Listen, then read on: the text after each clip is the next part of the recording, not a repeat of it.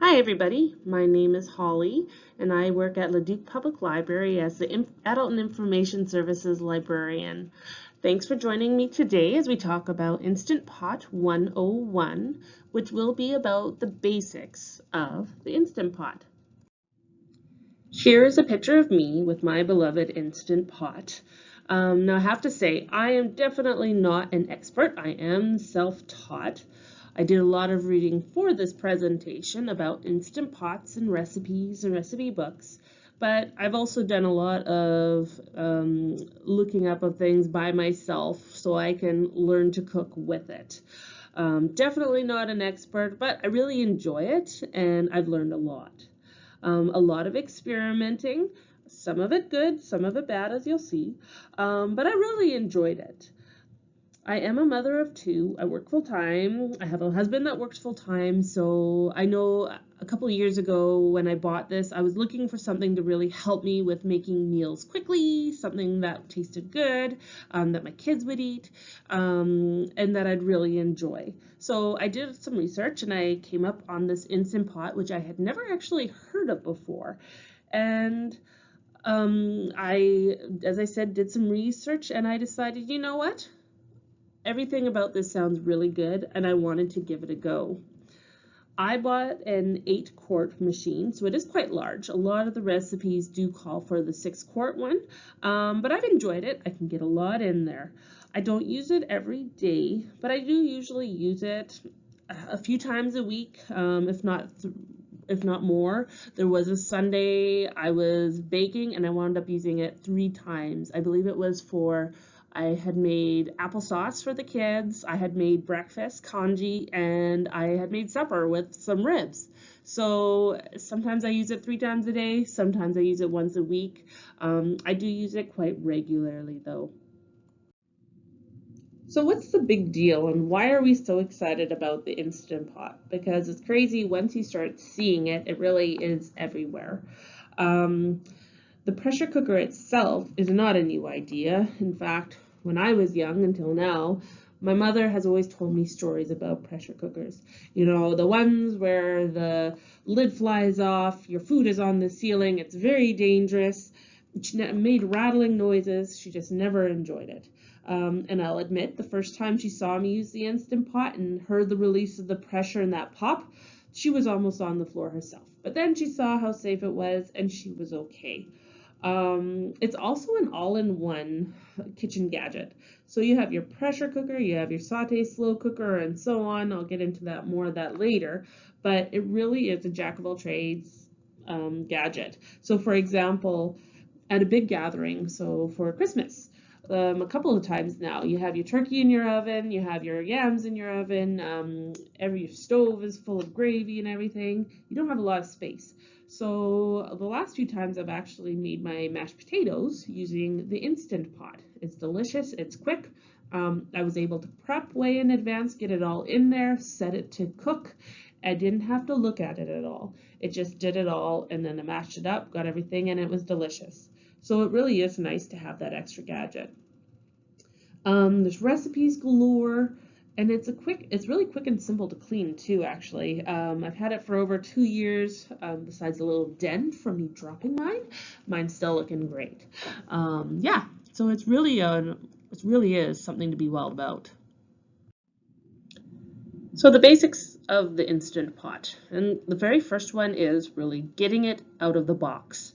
And oh my goodness, how many people don't do this? What kind of brought about me doing this presentation and some presentations at the library last year was a number of staff had an Instant Pot, but they did not get it out of their box. It sat there for like half a year or months at least, and they tell me they're just too afraid to do it. So step number 1, take it out of the box and give it a look through. Step number 2, read the user manual.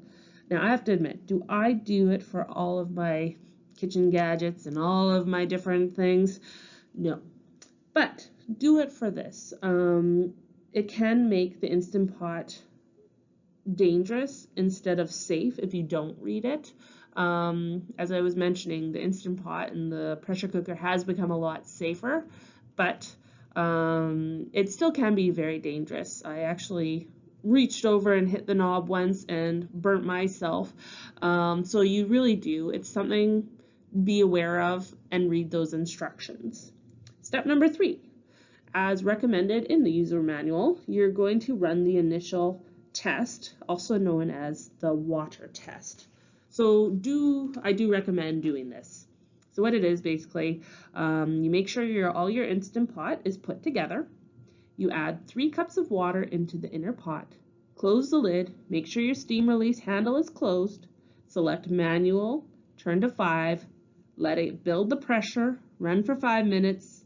Use the quick release, and this really does let you get used to pressure being released, because that first time you let it go and it does scare you a little bit. So it lets you get used to that. Plus it does make sure that your Instant Pot is put together correctly and that it is keeping the steam in there the correct way. So there you have it, your first 3 things: taking it out of the box, read that user manual, and do the water test. So some of the basic words to know, that's really important. You'll have, the first thing is your steam release handle or your venting knob. I do have a picture of that knob here. So that's what's, it's holding it, sealing it, and then releasing it. So the next words down are the sealing position. So when your steam's building up and it's not being released, it's staying in your Instant Pot, it's going to be up. So you see the word sealing there. So when that's pointing up, your pressure is building inside the Instant Pot. So the venting position is when you turn your knob down. So you can see venting. So this is where I made the mistake, and I had reached over one time reaching for something on the other side of the Instant Pot, and my arm knocked from sealing to venting, and it did release for a minute. So just so you know, a lot of steam, hot steam, does come up from that very quickly. So do be careful. But yes, so you have your venting knob, your sealing position, your venting position, and your floating valve. So that's the red valve next to it. So, or it's also, sorry, his floating valve or metal pin. It's known as, I've heard it as both. So when that red floating valve is up, it means that, and your knob is on sealing, so that means that your pressure is in the Instant Pot. It might not mean it's fully pressurized yet, but it does mean that you have pressure in your Instant Pot. When it's all the way down, that means that you don't have any more pressure in there. I always make, if you've done a natural release, which we'll get to in a minute, I always make sure your handle's down, make sure all that steam's out, and then it's safe to open it up. So the next one is natural release. So that's when you're cooking. If you have it on your handle or your knob on the sealing position, you build up the pressure, it comes to pressure, cooks for 5 minutes, and then if your recipe tells you to let it natural release, you don't put your knob to venting. You're going to leave it up and you're going to let the pressure release naturally. This, depending on how long you cooked, on how much pressure is in there, it can take, you know, half an hour, 15 minutes or longer. It really depends, but that means you're just letting the pressure leave the Instant Pot naturally. Now the quick release is if you're in the sealing position, it's come to the pressure point and it's cooked, your 5 minutes are up and your ringer goes off, then the quick release would mean you're moving your knob from the sealing position down to the venting position. Again, you're wanting to make sure nothing is on over top of that, and it's going to let off a big hissing sound. So be aware of that. Don't put your face, don't put anything over it. Be out of the way. But that is the quick release when you're going from sealing to venting. And that, just so you know, the time it takes for even a quick release can take several minutes.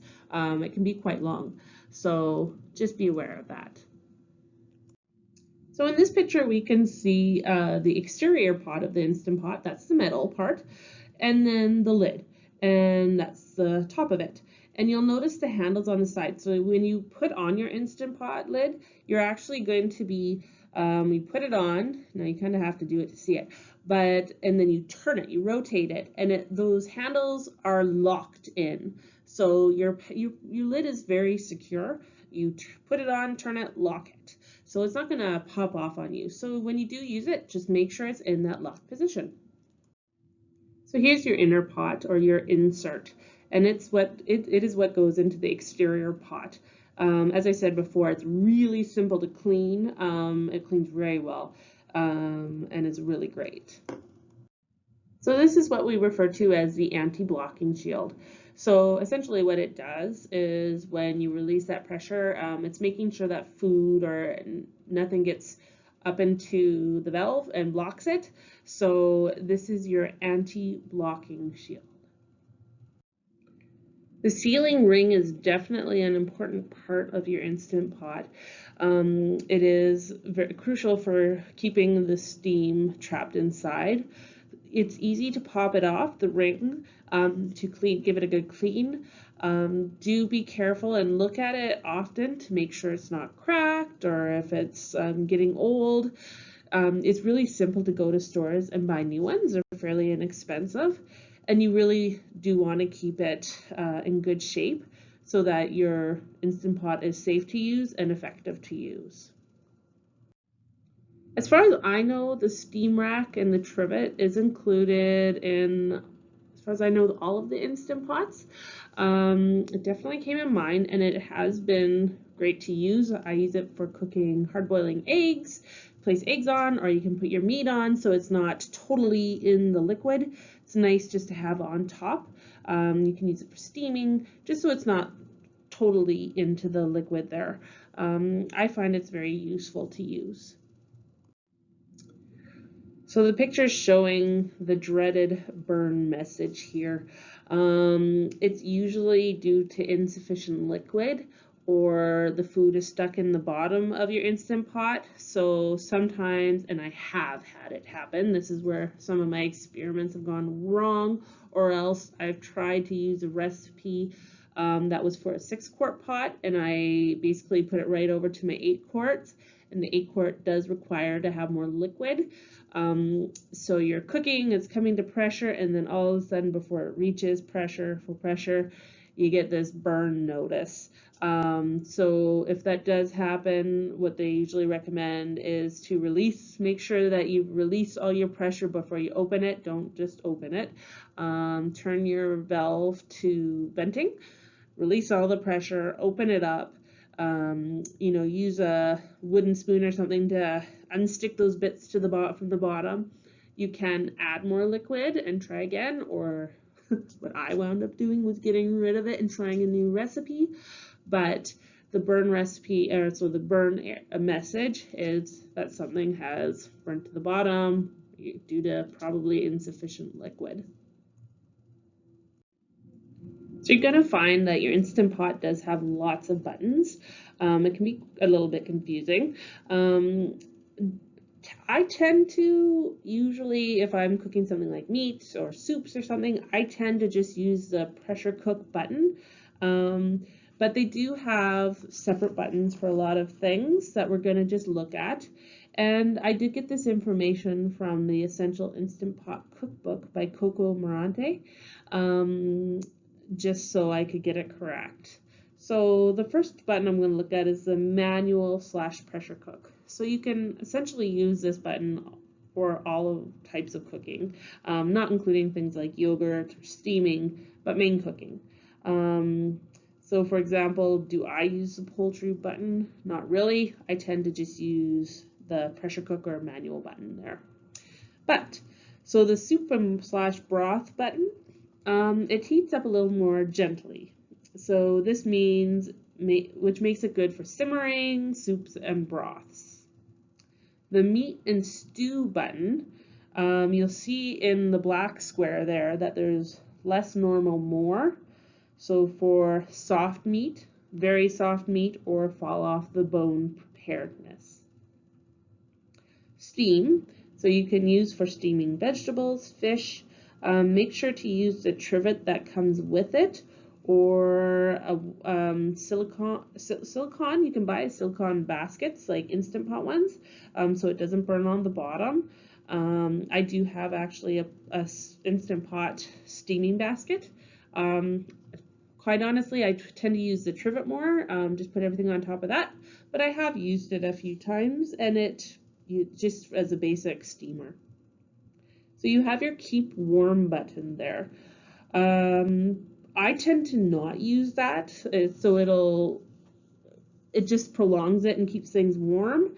I like to cook it, and then if I'm not around, use the natural release to let go of the steam, or to let the steam go right away, because I'm usually going to eat it right off the bat. I'm usually there cooking and I'm waiting for it.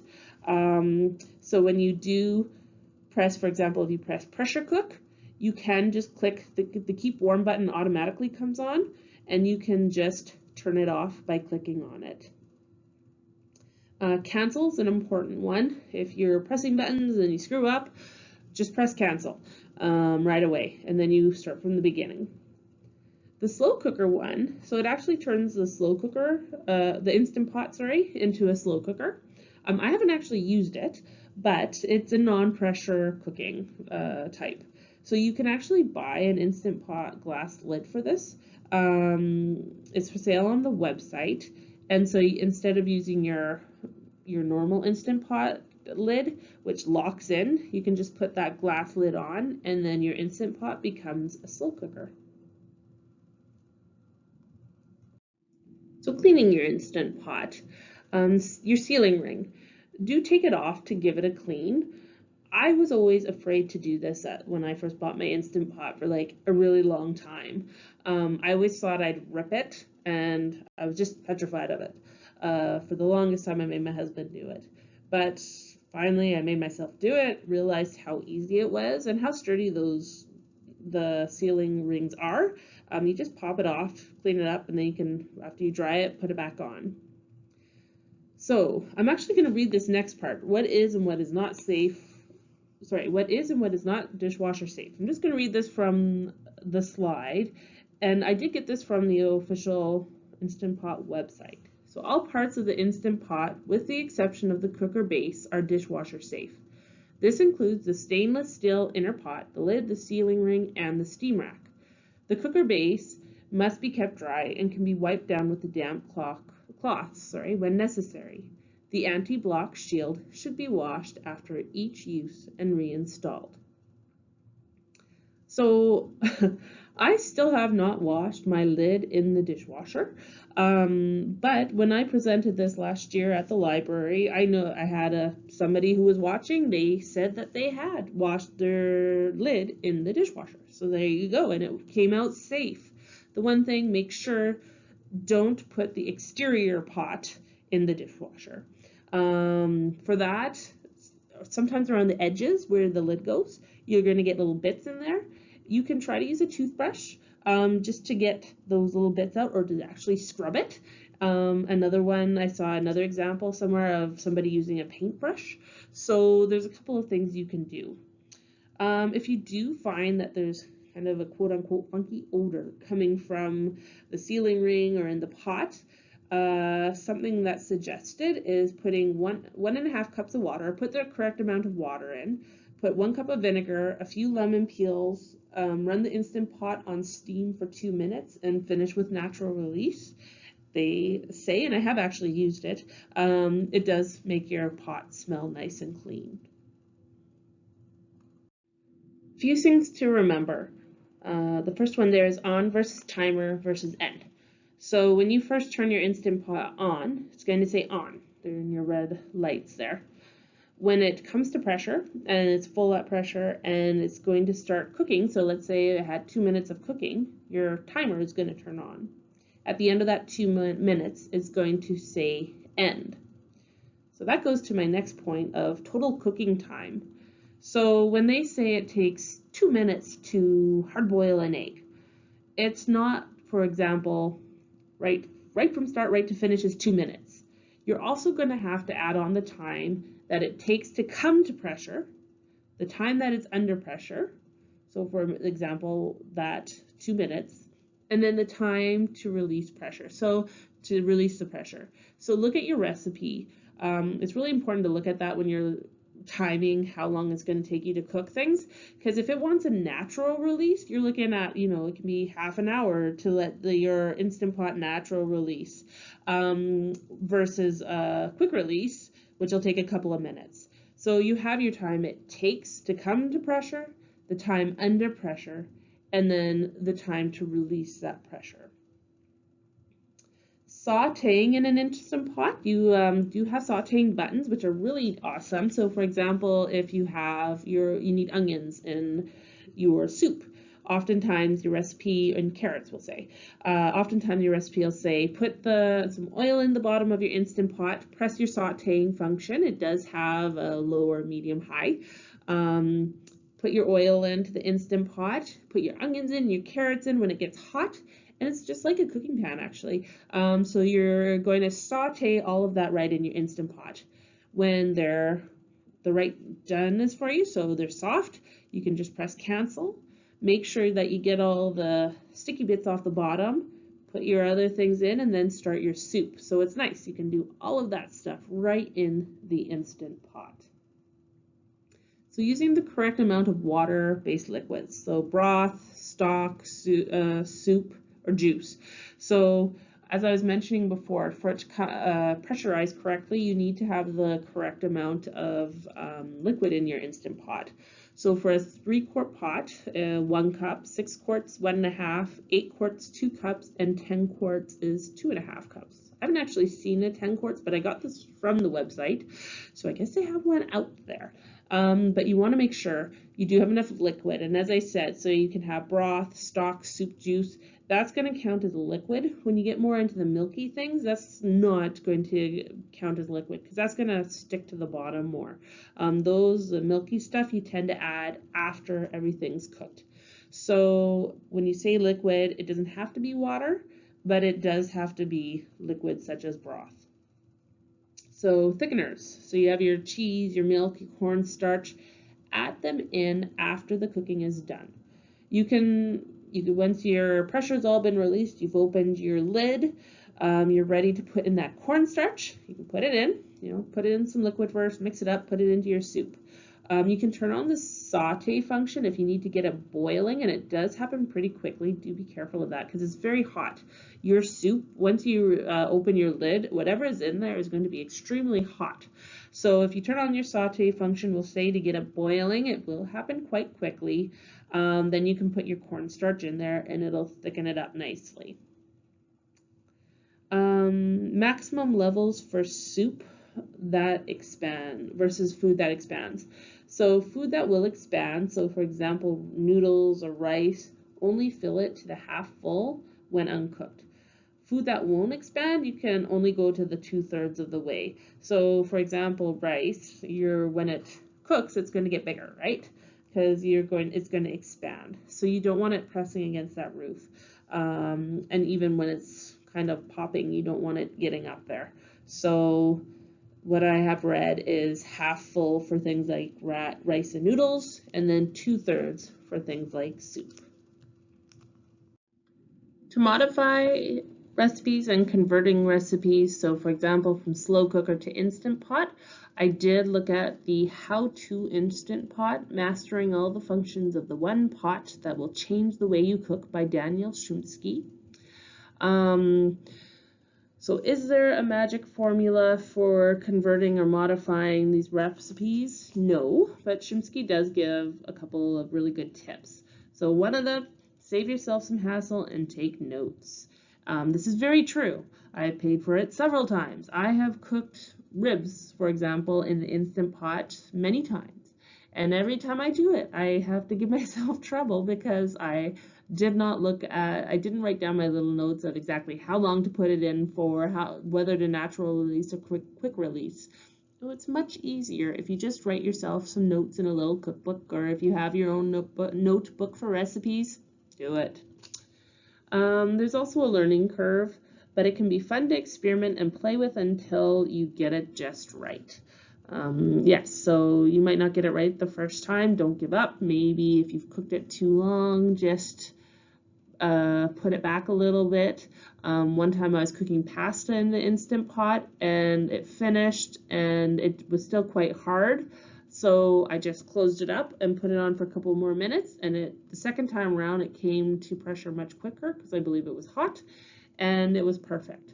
So you might not get it right the first time, just keep trying. Shumsky does say for the general rule, so beef, pork, lamb, in a slow cooker on high for 4 hours or on low for 8 hours converts to about 30 minutes in the Instant Pot. So that does not count for pressurizing and the pressure release, but 30 minutes of cooking. So that's quite a bit less. For chicken, slow cooker on high for 4 hours or 8 on low converts to roughly 20 minutes in the Instant Pot. For one recipe that I do, I tend to make bone broth for my soup bases. I've done it in the slow cooker where it has to go on low for about 24 hours. So that's a really long time. In the Instant Pot, you can do it for differing amounts of time, but I tend to like it for 2 hours. So when it gets to pressure, I cook it for 2 hours and then I give it a natural release, which took about 45 minutes when I did it. So 2 hours or 3 hours thereabout versus 24 hours. A lot less energy and a lot less cooking time. Information about cooking with frozen food in your Instant Pot I did get from Cooking from Frozen in Your Instant Pot, 100 Foolproof Recipes with No Thawing by Christy Bernardo. So yes, it is definitely possible to cook with frozen food, meat, in your Instant Pot. So if you go down the basement on that day, you have frozen chicken breasts, you're like, I don't have time to thaw it. Yes, you can cook it in your Instant Pot. Now, even Bernardo does admit it's better to cook from fresh. But who really has time to remember on a weekend when you're busy and you're out with your kids and you're like, what am I going to have for supper? So you can do it, so it is good. So if you are freezing your meat, so you bring it home from Costco, you have a big amount of chicken, try to break it into smaller amounts, perhaps in Ziploc bags, so that you can get it actually frozen into your Instant Pot. And it's even better if you can get it into a round container so that it'll fit in there nicely. I've made the mistake of putting it into a large container, freezing it, and then it doesn't fit correctly and your lid doesn't go on. So you have to wait till it thaws. So you want to freeze it in smaller containers that it'll fit. When you bring it out, you can just pop it right into that Instant Pot. Also, try to freeze these individually. So if you have a whole bunch of chicken breasts, instead of putting it all into one bag and freezing them all together, the best way is even if you have like a cookie sheet or something, if you can put them onto there, put them into the freezer, freeze them individually first, and then once they're frozen, put them into those freezer bags. That way they don't all stick together. They'll all come out nicely. So if you just want one chicken breast, you don't have to cook them all. Avoid things like big frozen roasts. If you have one roast, instead of putting it all into the freezer as one piece, you can try cutting it in half. Even in the Instant Pot, if you have a big hunk of meat, it might not be cooked to the right doneness, so you might overcook it on your outside, and then your middle might not be done to the way you like it. So if it is a big, really huge piece of meat, try to cut it up a bit. Cooking times will differ from fresh meat, so if you're cooking a recipe using a frozen chicken breast, it is going to differ from a recipe that's calling for fresh chicken breasts. And on our next slide, we're going to look at some of those differing times. So here are some examples of cooking from Bernardo's cookbook. So a whole rotisserie chicken. So if you get one of those small chickens and it's a frozen 3 to 4 pounder, so on manual pressure cook, you're going to go for 60 minutes on high pressure. So that's in frozen.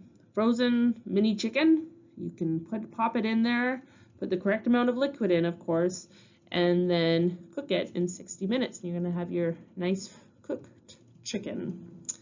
For pork, and I'm going to say this incorrectly, pork verde chili. So 4 pounds frozen pork should cut into 4 pieces, and then you're going to have manual 45 minutes. So you have your frozen pork, and then you can cook it for 45 minutes. Spaghetti and frozen meatballs. I've done this one quite a few times, and it is really good. You have 1 box of meatballs, frozen meatballs, spaghetti, sauce, and water.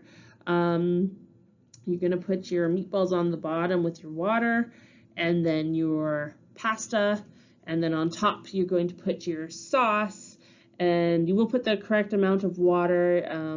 You basically want your noodles in liquid so they cook correctly, and it's 5 to 6 minutes high pressure, and it's really delicious, and your meatballs are cooked nice and thoroughly. A couple of tips and tricks that I've learned along the way.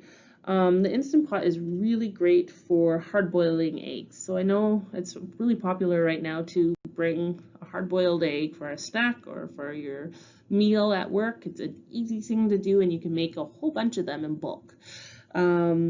So you can buy from Instant Pot a fancy egg holder to put in your Instant Pot and cook eggs in there.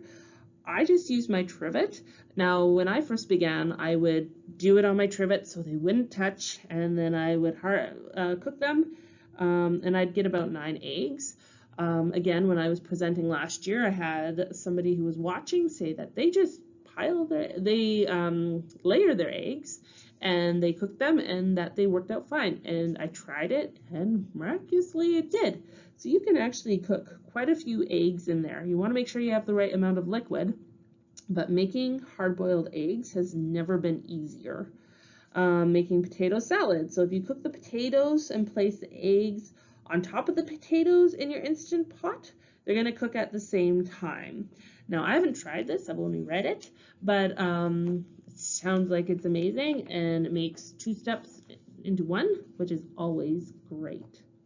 So how do you make, sometimes, for example, I had said that I make ribs in my Instant Pot, and it really does not take all that long. Instead of, boiling them first and then baking them and so on, you can just pop them into your Instant Pot with the right amount of liquid, cook them. Now, when they do come out, they are wet. So if you would like to make them sticky and nice and crisp, you can take them out after you're done cooking them. They tend to fall off the bone.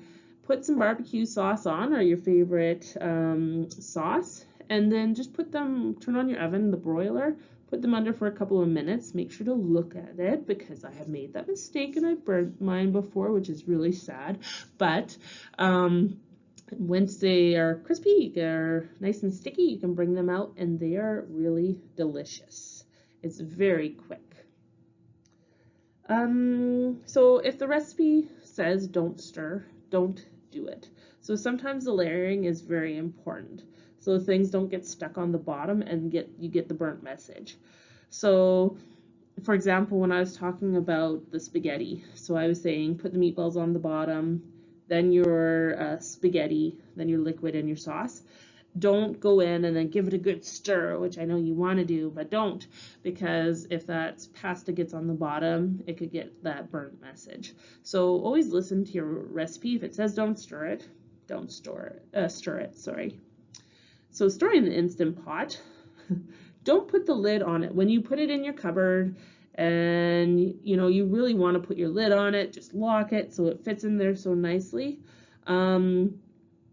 Don't do it. Then, I mean, if it's wet at all, you get that funky smell. I always turn my lid over and just place it on so some air can circulate in there. Fair warning, it is bulky, so it's not like something you can kind of squeeze in nicely. I have mine at the bottom of a big kitchen cupboard, so I'm fairly lucky. If you want to keep it on your cabinet, you can, but it is a fairly bulky gadget. So it is great for freezer meals. Make your meals ahead of time, freeze them. You can put them in heavy-duty plastic bags or else in round containers, but as I was saying before with the frozen meals, try to get it in small enough so that when you put it into the Instant Pot, you can get your lid on it so it's not an awkward shape. So when you do cook, for example, soups or cook with your meat, try to allow time enough for it to sit for about 15 minutes on your counter. It does allow it to cool down, to thicken, and for your meat to become juicy. So once you're done with it, it's kind of like cooking with meat in the oven as well. The recipes often say let your meat sit out for 15 minutes. Try to do the same with the Instant Pot.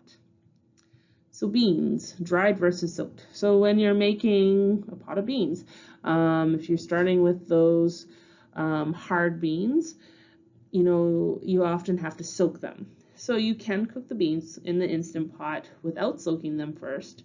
It just might take a little, you might need to adjust the time and make it a little bit longer.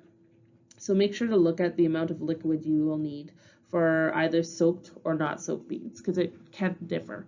So you want to make sure you cook it for long enough and you have the amount of liquid, correct amount of liquid. So cooking time defaults. So when you, for example, if you press the pressure cooking, so just the pressure cooking button, the manual one, you can change, it might pop up the very first time you turn it on to 20 minutes. You might change that to 5 minutes because you're just cooking hard-boiled eggs. The next time you start it, it'll stay at that 5 minutes. So when that happens with all the buttons, you change them and it's going to remain, I do believe, to whatever you change it to. So to return all of the settings to the manufacturer's settings, with the cooker in standby mode, press and hold cancel until the cooker beeps. I have not actually tried this because I like all my settings, but if you do want to return it to the manufacturer settings, you are supposed to be able to press that cancel button, and then when it beeps, it should return back to the manufacturer settings.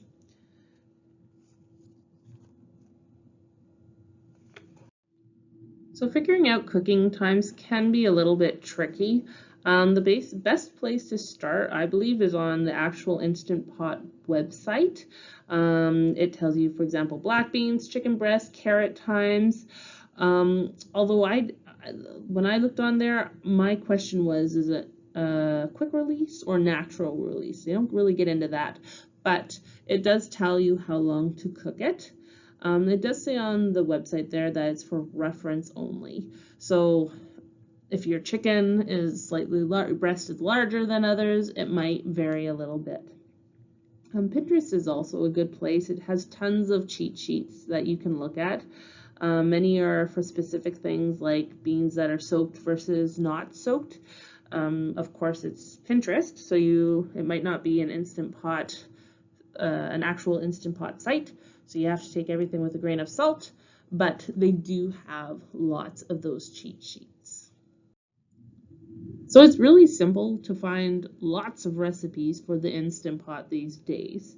If you go to the website, which I have here, the address to the actual Instant Pot website, you're going to see authorized Instant Pot cookbooks. So they list them out. So authorized versus unauthorized, they have a little symbol on the cookbook and it says an authorized book. So that means Instant Pot, I don't know if it's the company, they've authorized it. So those recipes should be really working. The unauthorized, I've used lots of recipes from unauthorized Instant Pot books. Just be aware, they're not authorized. Now, I was doing some research. I didn't see a lot on the difference. My guess is that, if an unauthorized book, the Instant Pot company just hasn't, maybe they haven't tried, they haven't tested it out in their Instant Pots. They just haven't given it that symbol. So just be aware of that. The Instant Pot website, which is the second address there, another one, does have tons of recipes on it itself. Just go to the website, click on the tab. It'll pull up, you can say chicken, and it'll pull up a bunch of different recipes for chicken, beans, or potatoes. It'll pull up a whole bunch of different recipes. Remember, your library has a whole bunch of physical copies of cookbooks. We have tons of them. And if we don't have them, if you have a Leduc Public Library card, we have access to lots of libraries around the province. We can see if we can bring it in, and if it's something you think we really truly need, you can see if you can request it, and we can see if we can add it into the collection. You also do have access to a bunch of ebooks from the library. So some of the databases include Libby and Overdrive, which Libby is kind of the newer version of Overdrive, or Cloud Library. There's actually quite a few Instant Pot cookbooks right on there. I've used quite a few of them.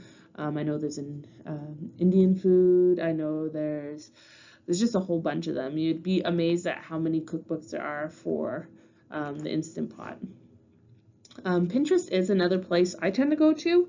Now, again, there probably quite a few of them are not quote unquote authorized. So, if you're reading a recipe and you're like, whoa, there's definitely not enough liquid in that, I've closed quite a few recipes because I'm like, I don't feel comfortable with that. So be aware of that and be okay. If you're like, no, I don't feel comfortable in using this, that's okay. Close it up. Google searching recipes for it, you're also going to pull quite a few from there. Again, if you're not comfortable with it, you don't have to use it. You've learned a lot with your Instant Pot. If you know it's not enough liquid, use your gut instinct. Thanks very much for listening to me today. Again, I'm not an expert, but I hope you're able to learn something about the Instant Pot. If you would like to reach me for more information, my email is h.lovett@leduclibrary.ca. You can give me a call at 780-986-2637, or you can visit our website at leduclibrary.ca. And we do have all of our adult programs and all of our programs listed on our website. So if you're interested to see what we have, check it out. Thank you.